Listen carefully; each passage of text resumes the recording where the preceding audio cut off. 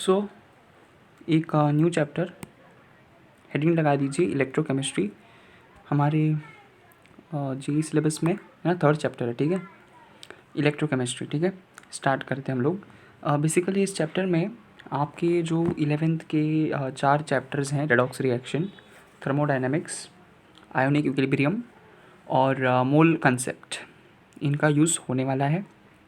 अच्छा खासा नहीं, मगर कहीं कहीं पर थोड़ा बहुत है ना यूज़ आएगा, है ना। तो एक बार आप रिवाइज़ कर सकते हैं।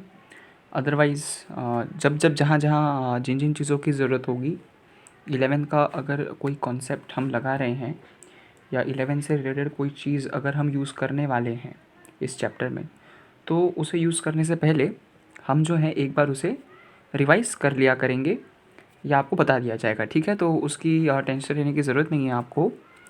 कहीं जाके फिर वापस वो चैप्टर्स या वापस वो वीडियोस, लंबे लंबे वीडियोस देखने की ज़रूरत नहीं है। जस्ट जो कॉन्सेप्ट यूज़ होगा उसे एक बार आपको पढ़ा दिया जाएगा, ठीक है। तो टेंशन लेने की ज़रूरत है नहीं आपको। तो जैसे कि हम अपना चैप्टर स्टार्ट कर रहे हैं इलेक्ट्रोकेमिस्ट्री। जैसे कि आप देख सकते हैं, पहली चीज़ जो हमें पढ़नी है वो है इलेक्ट्रोलाइट। 11th का टॉपिक है, लेकिन क्योंकि आपको इलेक्ट्रोलाइट क्या होता है ये पता होना चाहिए, इसलिए हम आपको एक बार पढ़ा दे रहे हैं, ठीक है। ये 11th का है, लेकिन जिनको पता है अच्छी बात है, जिनकी नहीं पता एक बार बस फटाक से सुन लीजिए, ठीक है। तो इलेक्ट्रोलाइट होता क्या है, जैसे कि फॉर एग्ज़ाम्पल मान लो मैंने जो है यहाँ पे जैसा आप देख सकते हैं कंटेनर लिया है जिसके अंदर मैंने H2O पानी ले लिया है, ठीक है। और इस कंटेनर में मैंने जो है ग्लूकोज़ को ऐड किया, ठीक है। इस कंटेनर में मैंने ग्लूकोज़ को ऐड किया है। अभी मेरा आपसे ये क्वेश्चन है कि क्या ये ग्लूकोज़ जब है ना पानी के साथ पानी में जाके मिल जाएगा, डिसोसिएट हो जाएगा, है ना, तो क्या आयंस फॉर्म होंगे, यानी कि क्या ग्लूकोज के जो एटम ग्लूकोज के जो एटम्स हैं, मॉलिक्यूल्स हैं, है ना, जो एटम्स हैं वो आयोनाइज होंगे। आयोनाइज होंगे क्या? बिल्कुल नहीं। ग्लूकोज को जब आप पानी में मिलाते हो तो आयोनाइजेशन नहीं होता है। मतलब यही कि ग्लूकोज को अगर आप पानी में डालोगे तो कोई आयंस फॉर्म नहीं होंगे। समझ रहे हैं बात को? तो इस वजह से ऐसा सल्यूशन जिसमें आयंस फॉर्म ना हो, सल्यूट के ऐड करने पर आयंस फॉर्म ना हो, ऐसे सॉल्यूशन को हम नॉन इलेक्ट्रोलाइट सॉल्यूशन कहते हैं, है ना। H2O प्लस सल्यूट, हमारा वाटर फिक्स्ड रहेगा कि वो सॉल्वेंट है, सॉल्वेंट हमारा फिक्स्ड रहेगा जो कि है वाटर, सॉल्वेंट चेंज नहीं होगा। लेकिन जब हम पानी में कोई एक सल्यूट डालें जो कि आयोनाइज ना हो, यानी कि पानी में जाके डिसोसिएट पूरी तरह से ना हो, आयंस फॉर्म ना हो अगर, तो ऐसे सल्यूशन को हम कहेंगे नॉन इलेक्ट्रोलाइट सल्यूशन या नॉन इलेक्ट्रोलाइटिक सल्यूशन, ठीक है। वही दूसरी तरफ अगर मान लो कि मैं पानी में NaCl को डालूं, तो NaCl जैसा कि आप देख सकते हैं तुरंत Na+Cl-Na+Cl-, यानी कि आयंस में तुरंत डिसोसिएट हो जाएगा। तो सॉल्यूशंस में अब आयंस प्रेजेंट होंगे, तो ऐसे सॉल्यूशन को हम कहते हैं इलेक्ट्रोलाइटिक सॉल्यूशन या इलेक्ट्रोलाइट सॉल्यूशन। तो अगर पानी में मैं ऐसा सल्यूट डालूं जो कि आयोनाइज हो जाए, तो ऐसे सॉल्यूशन को हम इलेक्ट्रोलाइट सॉल्यूशन कहते हैं।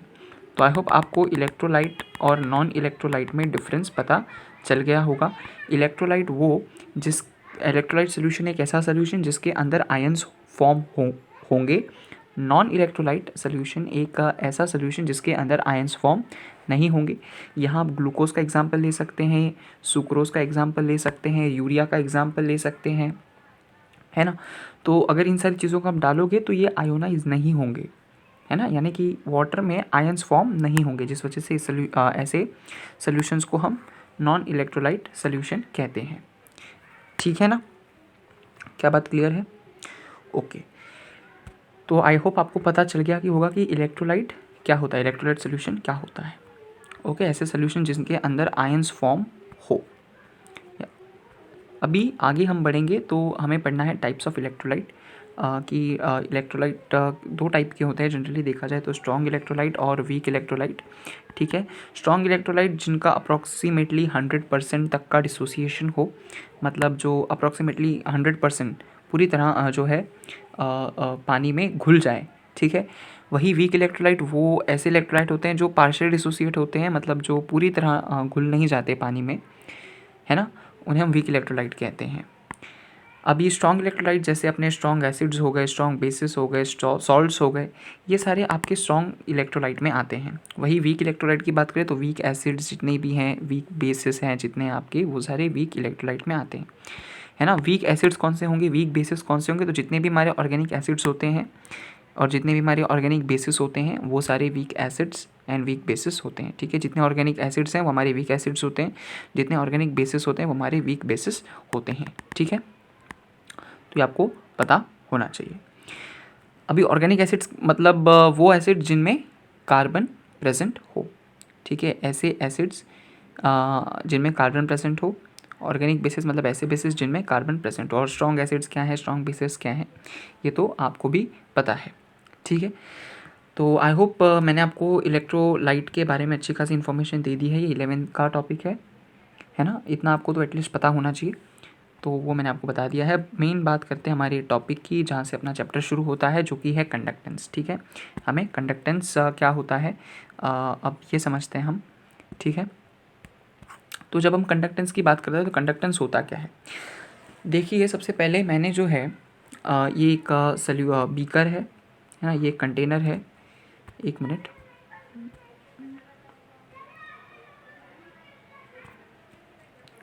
ये एक जो है कंटेनर है,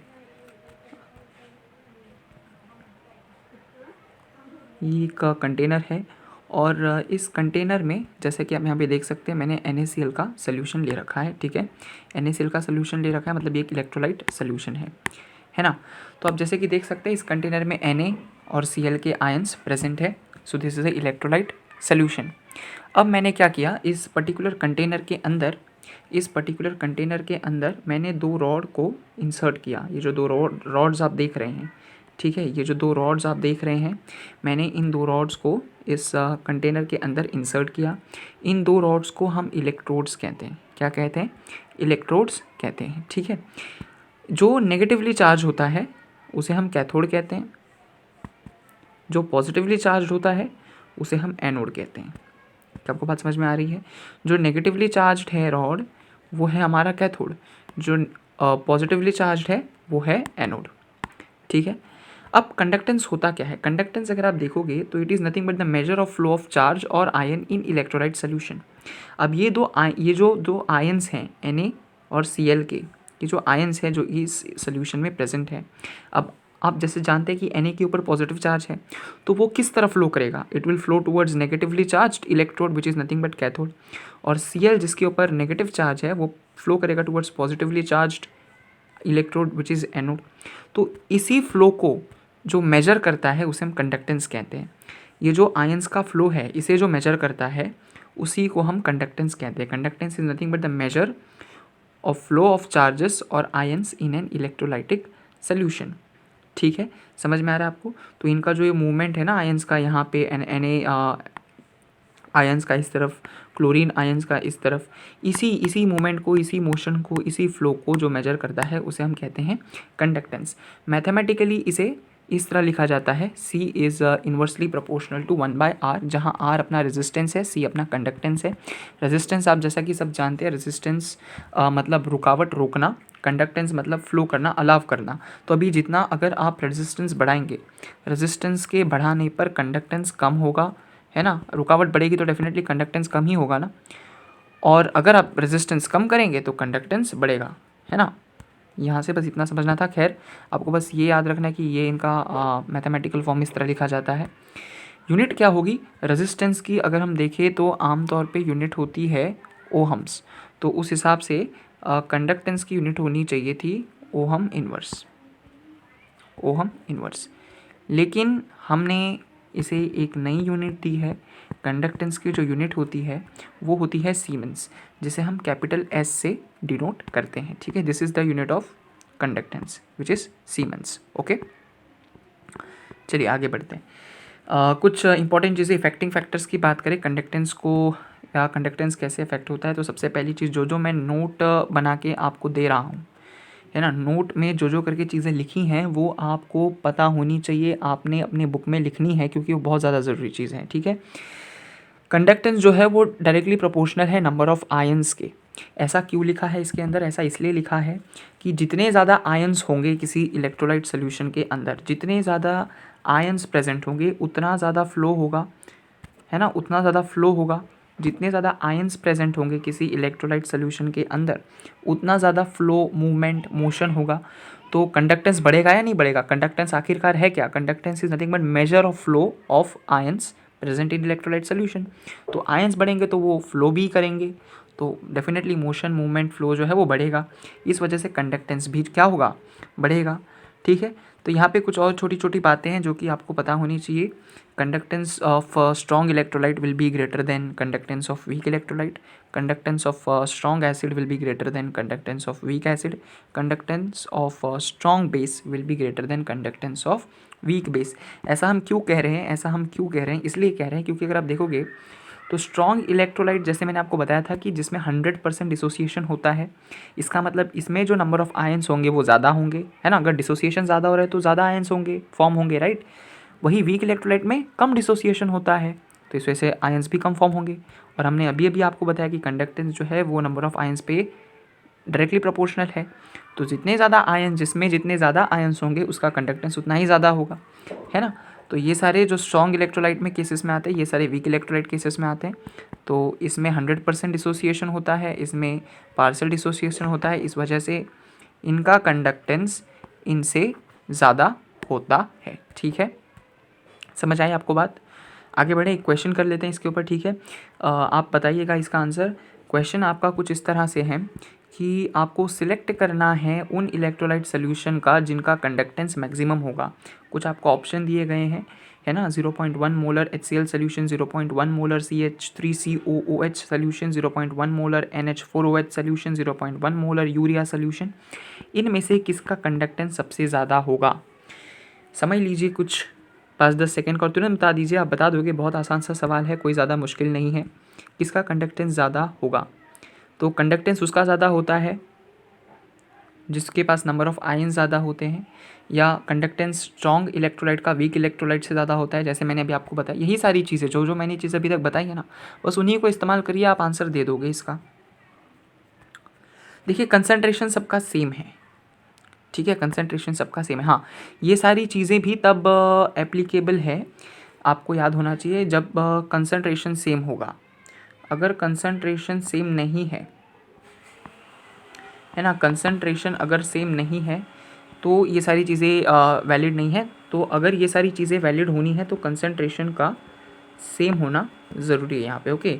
अगर कंसंट्रेशन सेम है तभी ये सारी चीज़ें वैलिड है। मतलब जो स्ट्रॉन्ग इलेक्ट्रोलाइट का कंडक्टेंस वीक से ज़्यादा होगा, स्ट्रॉन्ग एसिड का कंडक्टेंस वीक एसिड से ज़्यादा होगा, स्ट्रॉन्ग बेस का वीक बेस से ज़्यादा होगा। ये कब होगा? जब इनका कंसंट्रेशन सेम हो, ठीक है। तो कंसंट्रेशन सेम होना यहाँ पे एक कंडीशन है, आपको याद होनी चाहिए। तो यहाँ पे अगर आप देखोगे तो इन सब के कंसंट्रेशन सेम है ना, 0.1 मोलर, 0.1 मोलर, 0.1 मोलर, तो कंसंट्रेशन सेम है। तो आप डेफिनेटली इनके बेसिस पे आपका आंसर दे सकते हैं, ठीक है। तो किसका कंडक्टेंस ज़्यादा होगा? देखिए ये जो ऑप्शन है CH3COOH, ये होता है आपका ये एक एसिड है, राइट, ऑर्गेनिक एसिड है, यस और no? This is organic acid, acetic acid, yes और no? This is your acid, organic acid है, कार्बन प्रेजेंट है, तो डेफिनेटली ये तो एक वीक एसिड हो गया। यूरिया तो खैर इलेक्ट्रोलाइट है ही नहीं, क्योंकि यूरिया के आयंस बनेंगे ही नहीं। तो ये जो सोल्यूशन है ये तो नॉन इलेक्ट्रोलाइट सोल्यूशन है, तो इसे आप तुरंत हटा दो। तो ये ऑप्शन चला गया, ये ऑप्शन चला गया, बचे ये दो ऑप्शन। इसकी बात करें तो ये एक वीक बेस है, तो ये ऑप्शन भी चला गया, NH4OH सोल्यूशन। HCl जो है अपना स्ट्रॉन्ग एसिड है, so this is your correct answer. तो बिल्कुल HCl सोल्यूशन का जो कंडक्टेंस है वो इन सब से ज़्यादा होगा। क्यों ज़्यादा होगा? ये तो वीक एसिड है, ये तो इसके तो आयंस फॉर्म होंगे ही नहीं, ये तो नॉन इलेक्ट्रोलाइटिक सोल्यूशन है। ये वीक बेस है, ये स्ट्रॉन्ग एसिड है, ठीक है, ये स्ट्रॉन्ग एसिड है, इस वजह से इसका कंडक्टेंस बाकियों से ज़्यादा होगा। आगे बढ़े, अगेन वापस नोट करने योग्य बातें जो जो भी आ रही हैं उन सबको आप नोट करते चलिए, ज़रूरी है, इसलिए लिखाई जा रही है या लिखी गई है यहाँ पे, तो आपको भी वो लिखनी है, स्किप ना करें। क्या है भाई नोट में? नोट में आपको बताया गया है कि कंडक्टेंस जो है वो इन्वर्सली प्रोपोर्शनल होता है चार्ज ऑन आयंस के, और कंडक्टेंस जो है वो डायरेक्टली प्रोपोर्शनल होता है साइज ऑफ आयंस के।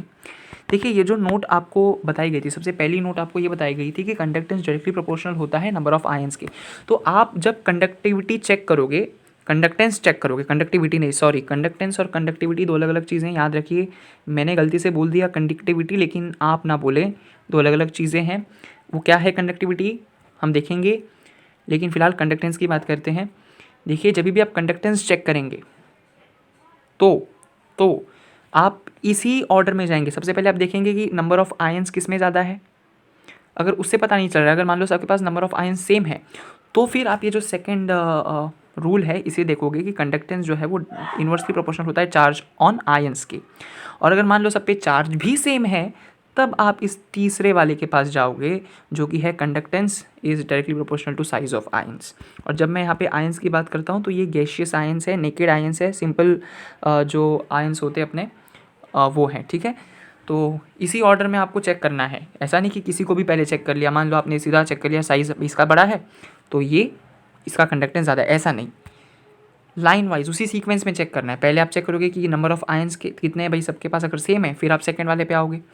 अगर चार्ज भी सेम होता है तो फिर आप थर्ड वाले पे जाओगे, ठीक है। ऐसे ही कैसे भी रैंडम ऑर्डर में नहीं जाना है, जिस ऑर्डर में चीज़ें आपको लिखाई गई हैं उसी ऑर्डर में आपको देखना है। फॉर एग्जाम्पल मान लो आपको कहा गया कि लिथियम, सोडियम, पोटेशियम, रुबिडियम और सीशियम में से किसका कंडक्टेंस ज़्यादा है। तो आप क्या चेक करोगे? सबसे पहले नंबर ऑफ आयंस तो देखो सब है, सब में एक एक ही आयन है, ठीक है ना, एक एक ही आयन है सबका। दूसरी चीज़ आपने चेक करनी है कि भाई चार्ज जिसका ज़्यादा होगा उसका कंडक्टेंस कम होगा। चार्ज भी सब पे सेम है, +1 +1 +1 +1 +1, तो चार्ज भी सब पे सेम है। अब आप जाओगे तीसरे वाले के ऊपर जो कि है conductance is directly proportional to size. जिसकी साइज़ बड़ी उसका कंडक्टेंस भी ज़्यादा। तो सीजियम की साइज़ रुबिडियम से सबसे बड़ी होती है, रुबिडियम की पोटेशियम अपना बिल्कुल पोटेशियम से बड़ी होती है, पोटेशियम की सोडियम से, सोडियम की लिथियम से। सो ये है आपका कंडक्टेंस का ऑर्डर। सबसे ज़्यादा कंडक्टेंस इसका होगा, फिर इसका रुबिडियम का, फिर पोटेशियम, फिर सोडियम, फिर लिथियम, ठीक है। तो इस तरह से आपको चेक करना होता है। सेकंड एग्जांपल ले लो, मान लो आपको कहा गया कि Li+, Mg2+ और Al3+ का कंडक्टेंस किसका ज़्यादा होगा बताइए इनमें। तो आप सबसे पहले वही चेक करोगे कि नंबर ऑफ आयंस किसके कितने पास हैं। इसका भी एक ही आयन है, इसका भी एक ही आयन है, इसका भी एक, तो नंबर ऑफ आयंस तो सेम है। दूसरा आप चेक करोगे चार्ज, जिसके पास चार्ज जितना ज़्यादा उसका कंडक्टेंस उतना ही कम। सबसे ज़्यादा चार्ज देखो इसका है, चार्ज देखिए डिफरेंट है इस बार। तो अब आप थर्ड प्रॉपर्टी पे नहीं जाएंगे, थर्ड रूल पे नहीं जाएंगे, चार्ज अलग अलग हैं। तो यहीं पे आपको पता चल जाएगा चार्ज इसका ज़्यादा है ना तो कंडक्टेंस इसका कम होगा, जिसका जितना कम चार्ज उसका उतना ज़्यादा कंडक्टेंस, या यूँ कह लो जिसका जितना ज़्यादा चार्ज उसका उतना कम कंडक्टेंस। तो इसका कंडक्टेंस सबसे कम होगा, इसका सबसे ज़्यादा, फिर ये, और फिर ये अपना एल्यूमिनियम, ठीक है। तो इस तरह चेक करते हैं कि कंडक्टेंस किसका ज़्यादा होगा, किसका कम होगा। इस तरह के सवाल आपको पूछे जा सकते हैं। अगला सवाल अगर हम देखें तो arrange in increasing order of conductance. ये जो तीन आपको है ना सोल्यूशन दिए गए, Na एक्वस, KCl एक्वस और CsCl एक्वस, इन तीनों में किसका कंडक्टेंस सबसे ज़्यादा होगा, इंक्रीजिंग ऑर्डर में अरेंज करना है। ओके, देखिए अगर आप देखोगे तो उन्हीं रूल्स को फॉलो करना है, जो भी चीज़ें आपको नोट करके लिखाई गई थी। आसान हो जाएगा आपके लिए, ज़्यादा मेहनत मशक्क़त करनी नहीं पड़ेगी। NaCl, KCl, CsCl number of ion सब में सेम है।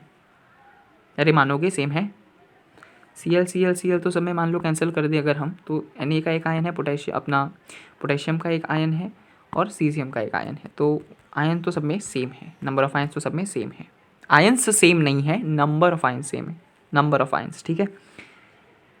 चार्ज की बात करेंगे तो सब पे सेम ही चार्ज है भाई, ये एक ही ग्रुप के हैं तो है ना, NaKCS एक ही ग्रुप के हैं ना, तो +1 +1 चार्ज। अब साइज़ की बात करनी पड़ेगी हमें, साइज़ पे मामला जाएगा। तो साइज़ जिसकी बड़ी होगी उसका कंडक्टेंस ज़्यादा होगा। सीजियम की साइज़ बड़ी होती है पोटेशियम से, और पोटेशियम की बड़ी होती है साइज़ सोडियम से। तो ये कुछ इस तरह नहीं बनेगा, है ना। तो यानी C का बड़ा होगा B से, और बी का बड़ा होगा ए से, तो सी का कंडक्टेंस बी से ज़्यादा होगा, बी का कंडक्टेंस ए से ज़्यादा होगा। ऐसा कोई ऑप्शन आपको क्या नज़र आ रहा है? अगर आ रहा है तो उसे हरी झंडी दिखा दो। This is the option second one, C is greater than B is greater than A. This is your option, this is your correct option. ठीक है, अगला सवाल है, हाँ है, बिल्कुल है। Which one will have maximum conductance? अच्छा, ये दो चीज़ें आपको दे रखी है, इनमें आपको कंपेयर करके बताना है किसका कंडक्टेंस ज़्यादा होगा, MgCl2 सोल्यूशन और CaCl2 सोल्यूशन। फिर वही चीज़ें, जो चीज़ें आपको बताई गई है उसी से काम हो जाएगा। नंबर ऑफ आयन सेम है, यस और नो? Cl2 इसमें भी है, Cl2 इसमें भी है। Mg के ऊपर भी कितना चार्ज होता है? Charge on Mg +2, charge on Ca +2, it is calcium +2 charge, तो चार्ज भी इन पे सेम है। तो बात फिर आएगी, आपको साइज़ पे देखना होगा, तो साइज़ कैल्शियम का ज़्यादा होता है मैग्नीशियम से, तो किसका कंडक्टेंस ज़्यादा होगा भाई? क्या conductance is directly proportional to size, तो जिसकी साइज़ जितनी ज़्यादा बड़ी उसका कंडक्टेंस उतना ही ज़्यादा होगा। तो भाई B will be greater than A, B का कंडक्टेंस ए से ज़्यादा होगा। This is the correct answer, second one. Okay, second one आपका सही उत्तर है। फिर नोट आ गया है, फिर नोट आ गया है। नोट क्या आया है? नोट ये आया है कि, नोट करिए, आप भी नोट करिए, ज़रूरी है। क्या है note? Always remember conductance of H+ ion will be greater then other ion, जो कि पॉजिटिव आयन है, कि कैटायन है। ठीक है, H आयन को, हाइड्रोजन आयन को किसी भी कैटायन से कंपेयर करोगे तो उसका कंडक्टेंस हमेशा उनसे ज़्यादा होगा। वही OH आयन का कंडक्टेंस हमेशा किसी भी NiN से ज़्यादा होगा। यह बस याद रखिए। ऐसा क्यों होगा, आपके मन में आया होगा सवाल, ऐसा क्यों होगा, ऐसा क्यों होता है? ठीक है ना, आपके मन में ये सवाल आया होगा। ऐसा होता है due to Grotthuss effect, due to Grotthuss effect. इस इफेक्ट की वजह से ये चीज़ें हो रही हैं। अब ये ग्रोथस इफेक्ट क्या होता है, ये भी आपने 11th में पढ़ रखा है, लेकिन क्योंकि मैंने आपको बताया कि 11th की जो भी चीज़ें होंगी आपको बता दी जाएंगी। ग्रोथस इफेक्ट में होता क्या है ना, समझिए कि जैसे कि मान लो, है ना, ये देखिए ऑक्सीजन का ये इस तरह से होता है मॉलिक्यूल पानी के अंदर, एक मिनट, हाइड्रोजन, ठीक है। फिर उसी तरह यहाँ पे भी होगा,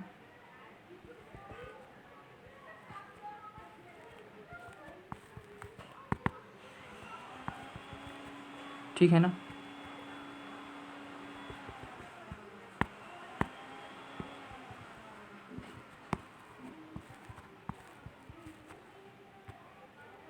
ठीक है, और मान लो यहाँ पे आपका H+ आयन है। बाकी कैटायंस क्या करते हैं, वो खुद जाते हैं ना एनोड कैथोड की तरफ, वो जो है वो खुद ट्रैवल करते हैं कैथोड की तरफ, वो खुद मूव करके, मान लो आपका जो कैथोड है वो यहाँ पर है, दिस इज़ योर कैथोड। तो बाकी कोई भी कैटायन जो जनरली कैटायंस, बाकी मान लो सोडियम है, तो ये क्या करेगा, ये खुद जाएगा कैथोड की तरफ, ये करेगा, खुद जाएगा। लेकिन हाइड्रोजन क्या करता है, ये हाइड्रोजन बॉन्डिंग होती है यहाँ पे, अरे होती है ना हाइड्रोजन बॉन्डिंग, यहाँ पे हाइड्रोजन बॉन्डिंग होती है। इस वजह से क्या होता है, ये वाला हाइड्रोजन जो है इस ऑक्सीजन के साथ यहाँ पे बॉन्ड बना लेता है, ये फ्री हो जाता है, तो इसके ऊपर जो है पॉजिटिव चार्ज आ जाता है, ठीक है। फिर ये फ्री हो जाएगा, ये वाला जो है इस वाले के साथ बॉन्ड बनाएगा, ठीक है।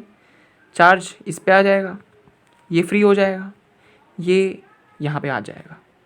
तो ये चार्ज पास करते करते जाता है, ये वाला खुद यहाँ पे नहीं आता है, ये इसके साथ बॉन्ड बनाएगा, फिर इसमें से ये फ्री हो जाएगा, चार्ज इसके ऊपर आएगा, फिर ये किसी और के साथ बॉन्ड बनाएगा, फिर ये फ्री हो जाएगा, और फिर ये सीधा इसके पास जाएगा। तो हाइड्रोजन आयन जो है ये खुद ट्रैवल नहीं करता है, ये पास करता है चार्ज। तो इस वजह से इनकी स्पीड जो होती है ना वो बहुत ज़्यादा होती है, बहुत तेज़ी से ये चले जाते हैं, क्योंकि इनको सिर्फ ट्रांसफ़र करना है, इनका चार्ज कोई और लेके जाता है, ये खुद थोड़ी जाते हैं चल के, खुद जाने में समय लगता है ना, पास पास करके जाओगे तो जल्दी पहुँच जाओगे। तो इसी वजह से इनका कंडक्टेंस ज़्यादा होगा, क्योंकि जल्दी जाएंगे ना, स्पीड ज़्यादा होगी। और कंडक्टेंस क्या है, फ्लो को मेजर करता है, तो जिसका ज़्यादा जितना फ्लो ज़्यादा होगा, स्पीड जितनी ज़्यादा होगी, कंडक्टेंस उतना ज़्यादा होगा। तो क्योंकि हाइड्रोजन और OH आयन जो है ये हाइड्रोजन बॉन्डिंग कर लेते हैं, ये खुद नहीं जाते, चार्ज को ट्रांसफ़र करते हुए जाते हैं, इस वजह से इनका कंडक्टेंस ज़्यादा होता है। क्या आपको ग्रोथस इफेक्ट समझ में आ गया? उम्मीद करता हूँ समझ में आ गया। अगर नहीं भी आया है कोई दिक्कत वाली बात नहीं, बस ना इतना आप याद रखिए ना कि इनका कंडक्टेंस हमेशा ज़्यादा होता है। इनका H+ का कैटायन से किसी भी और OH- आयन का किसी भी एनायन से ज़्यादा होगा। इतना भी अगर आप याद रख लेते हैं तो कोई दिक्कत वाली बात नहीं होगी, ठीक है। तो इसी के ऊपर एक सवाल है, आखिरी सवाल आज का, है ना, करिए आप। क्या है कि आपको क्या पूछा गया है, पूछा ये गया है कि select the pair of electrolyte in which the first electrolyte is more conductance than second electrolyte. यहाँ पे आपको इलेक्ट्रोलाइट के पेयर दिए गए हैं और इनमें से आपको उसी पेयर को सिलेक्ट करना है जिसमें फर्स्ट इलेक्ट्रोलाइट का कंडक्टेंस, ये जो फर्स्ट इलेक्ट्रोलाइट है का कंडक्टेंस सेकेंड वाले से ज़्यादा हो। उन्हीं पेयर को सिलेक्ट करना है जिसमें फर्स्ट इलेक्ट्रोलाइट का कंडक्टेंस सेकेंड वाले से ज़्यादा हो, ठीक है। सभी इलेक्ट्रोलाइट हैं, बस आपको बताना है कि अभी कौन सा ऑप्शन सही होगा। आप अगर अच्छे ऑब्जर्वर हैं तो आप तुरंत इस ऑप्शन को काट देंगे, क्योंकि यहाँ दोनों जगह वही इलेक्ट्रोलाइट सोल्यूशन है। आपके सवाल के हिसाब से फिर इन दोनों का जो इलेक्ट्रोलाइट अपना कंडक्टेंस है वो बराबर हो जाएगा, क्योंकि नंबर ऑफ़ अपना कंसनट्रेशन भी सेम है, नंबर ऑफ़ आयंस भी सेम है, चार्ज भी सेम है और साइज़ भी सेम है, तो कंडक्टेंस दोनों का बिल्कुल सेम रहेगा। तो इसे आप तुरंत काट दोगे, ठीक है, ये तो हो नहीं सकता। फिर बाकी जिन्हें कुछ समझ में नहीं आ रहा है उनके लिए ऑप्शन दे ही रखा है, ठीक है ना। बताइए सही जवाब क्या होगा इसका। देखिए, जैसे कि मैंने अभी आपको बताया कि H को किसी से भी कंपेयर करो, ये तो सॉल्ट है, ये भी एक स्ट्रॉन्ग इलेक्ट्रोलाइट है, HCl स्ट्रॉन्ग एसिड है, ये भी स्ट्रॉन्ग इलेक्ट्रोलाइट है। तो जब दोनों भी स्ट्रॉन्ग है, ये सॉल्ट है ये एसिड है, दोनों भी स्ट्रॉन्ग है, लेकिन स्ट्रॉन्ग इलेक्ट्रोलाइट दोनों भी है। लेकिन मैंने अभी जैसे आपको बताया कि H का किसी भी पॉजिटिव कैटायन से कंडक्टेंस ज़्यादा होता है, यानी इसका कंडक्टेंस ज़्यादा होगा इस वाले से, Na+ से H का ज़्यादा होगा। Cl तो गया, ठीक है, Na+ का H से ज़्यादा होगा। तो यहाँ पे तो खैर पहले Na दे रखा है, फिर HCl दे रखा है, NaCl पहले दे रखा है, HCl बाद में दे रखा है, तो ये भी जाएगा। इस वाले में सेकंड का ज़्यादा है पहले वाले से, तो HCl पहला है ना। देखो फर्स्ट ऑप्शन में HCl पहले है, बाद में NaCl है, तो this is your correct answer, ठीक है। वही तो पूछा है ना, select the pair of electrolyte solution in which first electrolyte is more conductance than second, तो बिल्कुल उस हिसाब से आपका ये फर्स्ट ऑप्शन सही है। ओके, तो बस आज के लिए बस इतना ही। अगले इसमें कंडक्टिविटी पे बात करेंगे हम, ठीक है, अगले इसमें कंडक्टिविटी पर बात करेंगे। ग्रोथस इफेक्ट आपको समझ में नहीं भी आए तो कोई दिक्कत वाली बात नहीं है, बस आप इतना समझ लें कि H+ आयन का कंसंट्रेशन किसी भी कैटायन से ज़्यादा होगा, OH- का आयन का कंसंट्रेशन किसी भी एनायन से ज़्यादा होगा, ठीक है। थैंक यू फॉर वॉचिंग, देखते रहिए mission to vision YouTube channel, और thank you for watching, bye bye. तो यही डिफरेंस है कंडक्टेंस और कंडक्टिविटी के बीच में। कंडक्टेंस वो होता है जो पूरे इलेक्ट्रोलाइट सॉल्यूशन के अंदर फ्लो ऑफ आयंस को जो मेजर करता है, वही कंडक्टिविटी वो होता है जो पर सेंटीमीटर क्यूब इलेक्ट्रोलाइट सॉल्यूशन के अंदर जो फ्लो ऑफ आयंस है उन्हें मेजर करता है।